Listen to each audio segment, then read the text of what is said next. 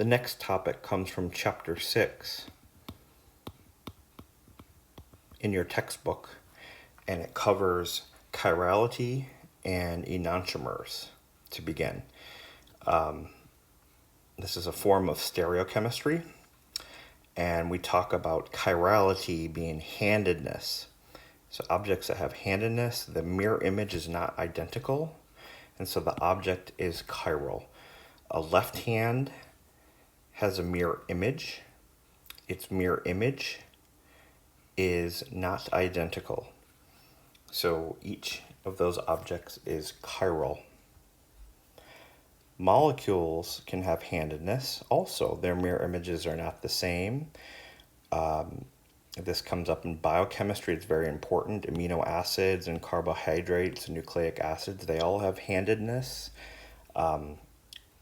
Substrate enzyme interactions are important. The enzyme binding site might have a handedness, and the substrate that fits in there needs to have the same handedness. You can't put a left-handed hand into a right-handed glove. It's the same with molecules. And so, of course, if you're designing pharmaceuticals, you have to be aware of the handedness of the molecule that you're considering to synthesize. We talk about chiral objects and achiral objects. So a chiral object, as we just said, has a mirror image that is not the same. An achiral object and its mirror image are superimposable. So left and right hands are mirror images of one another, and they are not the same object. They cannot be superimposed on one another.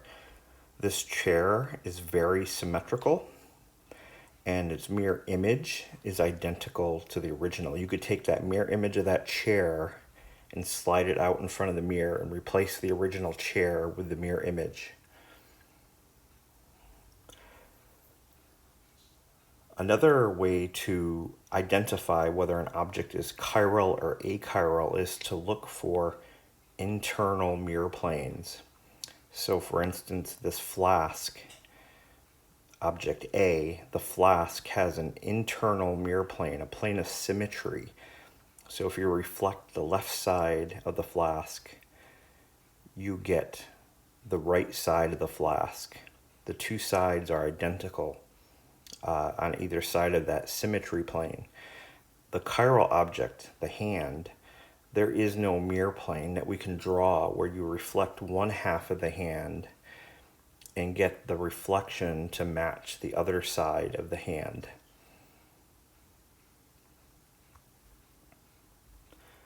So at the molecular level now, we take a look at chiral molecules. So enantiomers are molecules with non-superimposable mirror images. So these molecules are chiral. They have handedness. So if you build a model of lactic acid and its mirror image, you can try to superimpose them. So here, the OH and the H and the carbon have been lined up, but the carboxylic acid and methyl groups do not line up. You can then rotate one of the molecules to line up the carboxylic acid and methyl groups, but now the hydrogen and the hydroxyl groups do not line up. So you can build these molecules and try to superimpose them and see that they are not superimposable. So enantiomers are stereoisomers. We look at lactic acid. It has two stereoisomers. Each of those molecules is a stereoisomer. Each one is called an enantiomer. So it's a pair of enantiomers. each of those molecules is chiral. The mirror image is a different molecule. So for a molecule to be chiral, it must have at least one asymmetric center. So what is an asymmetric center? It's a tetrahedral atom, which is what, sp3, with 4 different groups attached. So here we have 4 different groups symbolized by different colors on that tetrahedral carbon. That's an asymmetric center. 2-bromobutane has an asymmetric center. It has a CH3, an H, a Br, a CH2, CH3, a methyl, an ethyl, a bromine, and a hydrogen. So let's take a look at that 2-bromobutane molecule. Here we see that we can build that molecule with the 4 groups, the hydrogen, the methyl, the bromine, and the ethyl. We can build those 4 groups onto that carbon atom in 2 different ways. And so if you build a model of this, you will get one of the other of these enantiomers. And if you build the mirror image, you will get the other enantiomer, which is not superimposable.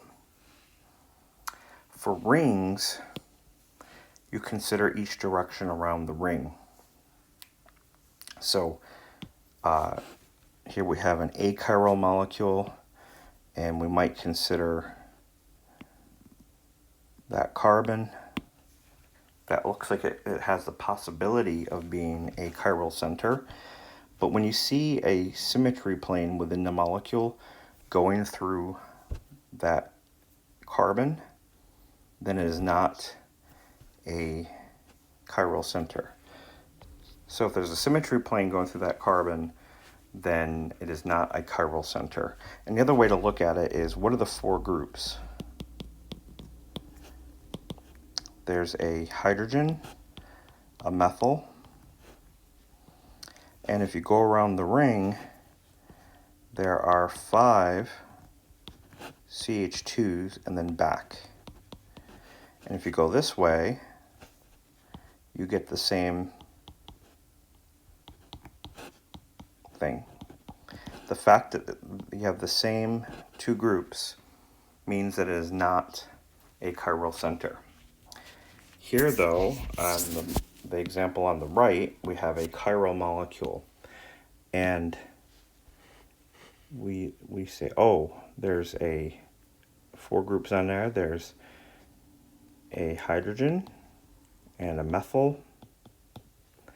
And if you go this way around the ring, you get 4 CH2s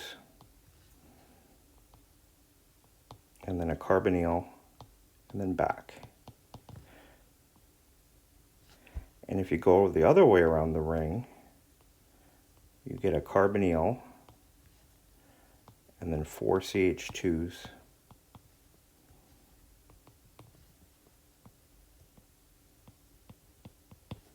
and back.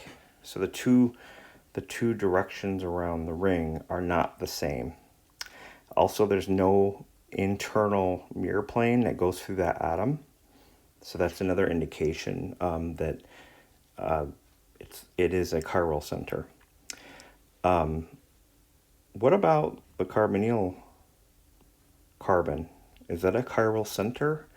No, because it is sp2.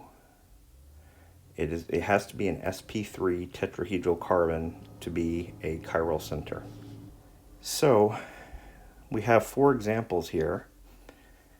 Indicate whether any of them are chiral centers, asymmetric centers. Is that one an asymmetric center? No, because it has 2 of the same group, 2 hydrogens. How about this one? Again, no, because it has two of the same group on it. It has to have four different groups. Now this one, the answer is yes, because there are four groups. There's a CH3, a methyl, a hydrogen, an ethyl, and a hydroxyl. So that is an asymmetric center. And this one,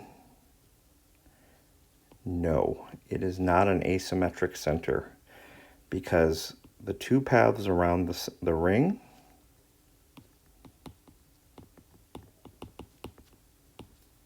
are identical groups. You go CH2, CH2, CHBr, CH2, CH2. You get the same description either direction around the ring, starting from that carbon. Also, passing through that carbon is an internal mirror plane of symmetry. How about these molecules? Can you identify any chiral centers? Well, in the first example, we have one right here. There's a hydrogen, a chlorine, an ethyl, and a propyl. Now you look at this and you say, oh, that might be one, but there are none, because there are two ethyl groups, two identical groups. You might look at this one and say, oh, maybe that's a chiral center there, but there are none, because the two paths around here are the same.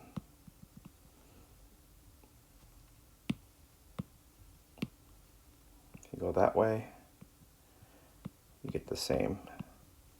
And there's a mirror plane, an internal mirror plane of symmetry there. Now this one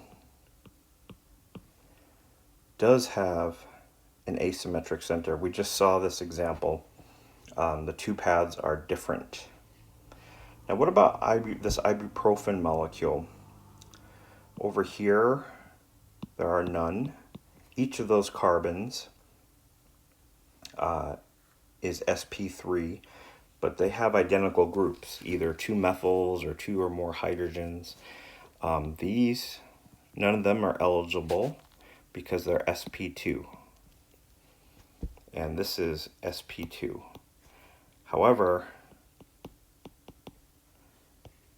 this carbon is a chiral center. And if we look at penicillin, this penicillin molecule, we find that there are four different groups on that tetrahedral carbon. There are four different groups on that tetrahedral carbon, and there are four different groups on that tetrahedral carbon. Finally, the